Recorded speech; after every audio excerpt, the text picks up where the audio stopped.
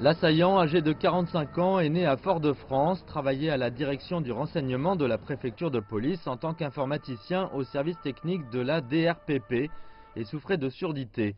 Il travaillait à la préfecture de police depuis 2003. Le parquet antiterroriste n'a pas été saisi et une enquête a été ouverte pour homicide volontaire. Les enquêteurs explorent toutes les pistes, dont celle d'un conflit personnel, ont indiqué des sources concordantes. Une perquisition était toujours en cours jeudi soir à son domicile, dans un immeuble de 5 étages, dans une petite résidence calme à Gonesse, où vivent de nombreux policiers.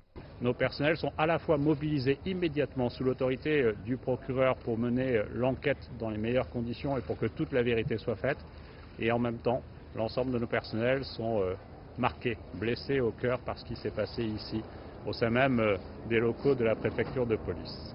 L'agression s'est déroulée entre 12h30 et 13h à l'intérieur de ce lieu emblématique du pouvoir policier, situé dans le centre historique de la capitale qui regroupe les grandes directions de la police parisienne, à l'exception de la police judiciaire.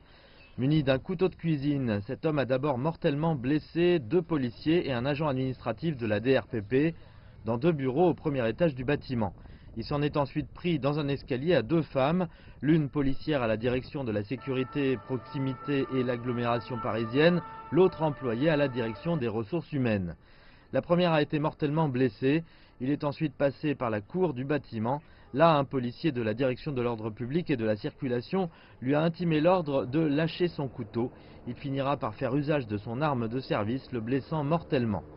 Son parcours meurtrier est lourd. Outre les 4 personnes tuées, un autre fonctionnaire a été conduit à l'hôpital en situation d'urgence absolue.